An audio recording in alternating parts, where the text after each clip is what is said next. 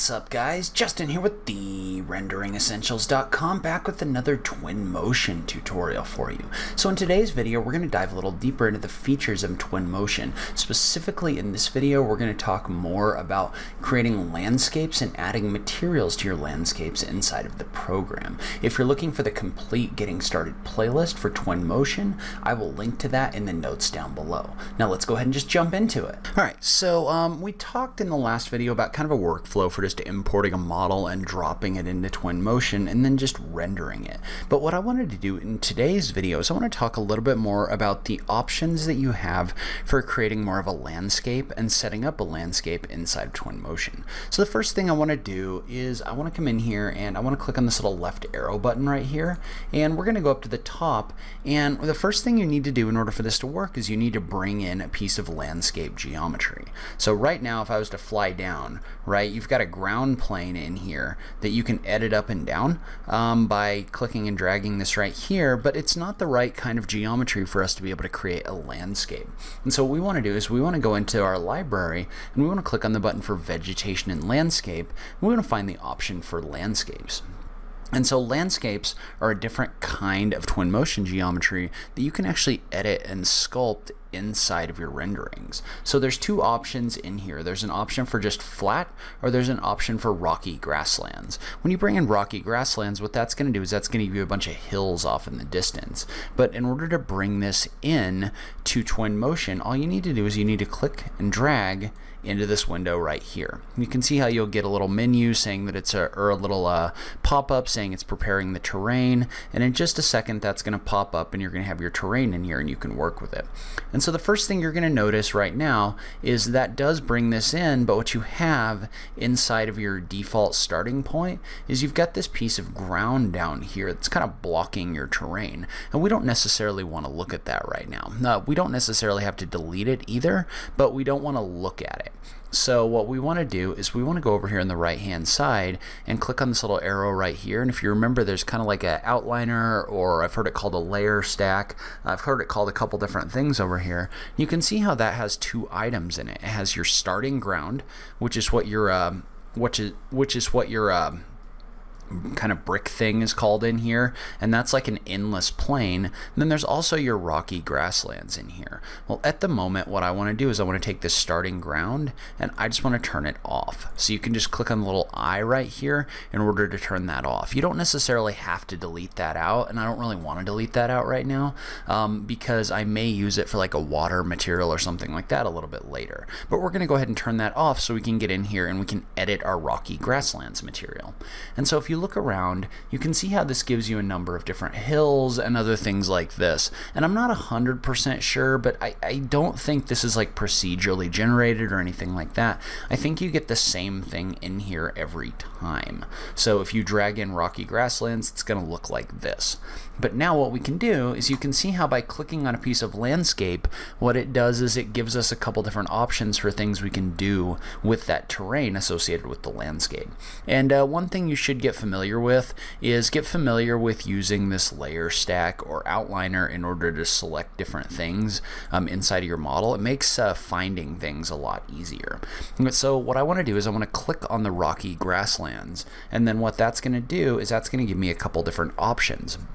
It's going to give me options for sculpting my terrain and also painting my terrain. And I do want to point out that these kind of live independently from the other geometry inside of Twinmotion in the sense that I don't believe you can sculpt things that aren't terrain objects inside of Twinmotion. And so let's start off by taking a look at the Sculpt options. So if I click on this button for Sculpt Terrain, what that's going to do is that's going to give me a number of different options in here for things that I can do to the terrain.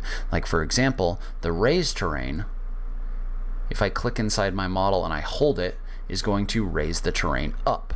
So if I click and hold this, it's going to raise the terrain up. And if the longer I hold, the more it's going to add this material, or this, the more it's going to add or raise the geometry inside of your rendering. So you can see how I can hold this as long as I want to, as long as I keep my mouse over this point. You can see how I can make this as tall as I want to make it. So I can make some tall rocks in here, or hills or mountains or whatever I want.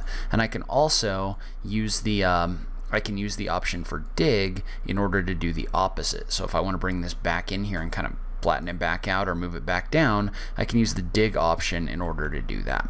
Now you can see how that created a little bit of a mess. That's the nice thing about having these other options in here, is you can do other things as well. So like for example, I could smooth this out by using the smooth option in order to quickly smooth this into a nice piece of geometry. I could also add noise. So if I wanted to come over here, you can see how what this will do is this will add noise to your ground. So if you want to make it look like something other than a flat plane, you can use this option to add that noise. And then there's also some options in here for eroding things, but also this last option, which is flatten. And so what flatten's going to do is that's going to take an area and flatten it out. So let's say for example, and we're going to make our brush a little bit bigger, and we'll talk about that in a second, but let's say I wanted to take this and I wanted to make this tall and steep, but then I didn't want the top to be tall and steep. What I could do is I could click on the button for flatten, and I could shrink this down, and then I could use this to make this more of like a tabletop type thing. So if I wanted to flatten this out, I could do that really easily using this tool. So you can see how once you get kind of proficient with these tools, you can create a lot of interesting things. And so if you look down below, you can also adjust things like the diameter of your brush. So if you want to make your brush larger or smaller, you can do that. And then the intensity is going to affect how strong this effect is. So if I drag my intensity up and then I single click, you can see how, or if I click and hold, you can see how that's going to create a lot, that's going to move a lot of terrain really quickly.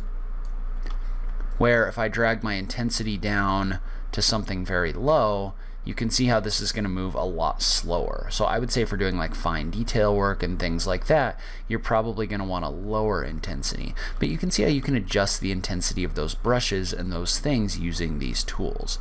So, and then the other thing I want to point out is there's also different shapes or things like that that you can use as well, because sometimes you don't necessarily want your brush to just move everything up and down.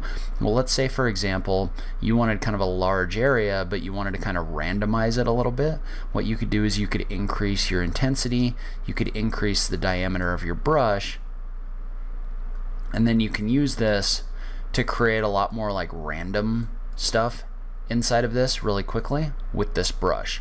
So if you want to like randomize some different things or things like that, you can use the stains or the blobs in order to do that. So you could use this in order to really quickly just create some like organic looking terrain and things like that. And so I think what I want to do for this particular video is I want to come in and I want to flatten all of this out using a circle right here. I'm just going to flatten this whole area back out. And then let's just go in here and really quickly create kind of like a stream bed or something like that. So we're going to go back to our circle and we'll leave our intensity to something like 38 or something like that. And I'm just going to go through it and I'm just going to lower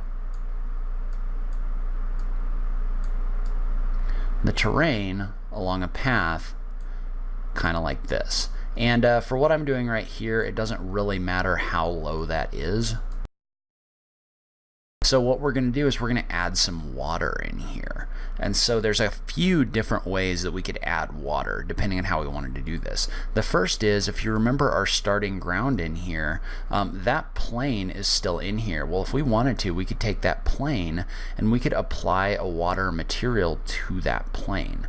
So like for example, if I wanted to take that starting ground and come over here and find my materials, I could go down to water and I could apply a water material to that plane. So now that plane is in here and you can see how it's in here at a height where you can adjust it, and it's only going to show up in the areas where your terrain is so low that the water shows up over that. So that's one way to do this, is you could just turn back on your starting ground and apply a water material to that. Another thing you could do if you wanted to is if you go into your library and you scroll down to your volumes, there's actually what's known as a water volume in here. So that's just going to be a volume item or an item that's 3D that you can drag in here. And that's just going to be basically a 3D cube made up of water. And so what you could do is you could use the scale tools in here So you could click and hold this so that instead of, there we go. Instead of this being the move tool, you could use this to scale this, and you could scale this water out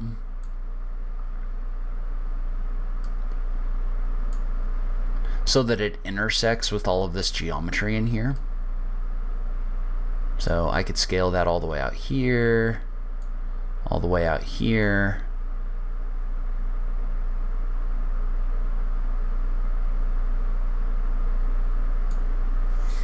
And then I could scale that up a bit, and it's a little more complex when you're doing something like this. This would probably be better for like a lake or something like that, but you could use this in order to add that water in here as well.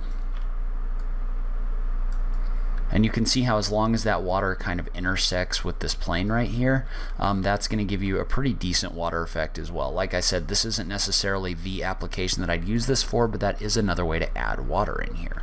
And then the last way to add the water is you can actually come in to your nature settings, and you can actually add an ocean. And what the ocean does is the ocean adds a plane of water inside basically everything inside of this rendering. So if you add an ocean, it's really going to add water at every point in here, but it's going to be here at a certain height that you can adjust. So you can adjust the height of your water so that it's only intersecting with the walls right here. So you can see how you can kind of move that up and down. So you can also use the ocean settings in order to add water if you decide that you want to do that. And one other thing to notice about that, and we may talk about this more a little bit later, but you can adjust the kind of water that's showing up inside of your ocean by clicking this little button right here and picking different kinds of water. So that's how you could add water in here. We've talked a little bit about how to sculpt your ground material using the landscapes. You can also paint your terrain. So by paint your terrain, what that means is you can come in here and you can actually paint a material on top of this terrain. So you can see how I can select one of these materials and I can actually paint something in here in order to adjust the kind of material that's shown up inside of your landscapes. And one thing to point out about this is you can only have 4 different materials in here right now. So like for example, this material is a grass material. I can have that in here. Let's say that instead of the grass material I wanted to use something else, like maybe like a forest ground or something like that. Well, I can't click on the materials in here and apply those. You can only apply the materials that are down here in these slots, and there's only 4 slots right now. So you can only apply 4 different kinds of materials using the paint tool on a landscape. If you decide that you want to use a different kind of material, you can swap out the materials by dragging new ones in here. So you can see how I can drag in a whole bunch of different kinds of materials if I want to, but notice that everywhere where that material's been painted is getting replaced inside of this image. So you can have different materials down here, but at the moment you're limited to 4. And so the other thing about this tool is you can use it to adjust the tiling of the different materials inside of your model. So like for example, you can see how I can adjust the scale of this grass material, or let's go ahead and do that for our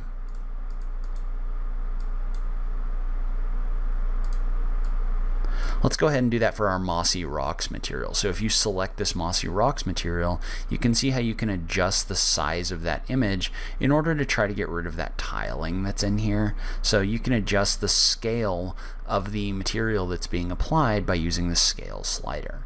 And so over here you can see how, kind of like with the sculpt tools, you also have some different brushes for different kinds of materials that you can apply out here as well. So if you don't want to apply like a uniform grassy ground material out here, you can use the brush, you can use this brush right here to get you more of a random mix of these materials by painting that way on this piece of terrain. Alright, so that's where I'm going to wrap up the instructional piece of this video. What I'm going to do for the rest of it is I'm just going to go through and I'm going to add some trees and some other things in here as well, just to kind of flesh out what this model can be. I'm going to download a model from SketchUp and bring that in, all of that. We will talk about how to use those other tools in a future video, but I wanted you to just be kind of able to watch and see how you could put some of this stuff in here inside of this video. So I'm going to speed this up, probably put some music behind it or something like that, just to give you an idea of what can be done.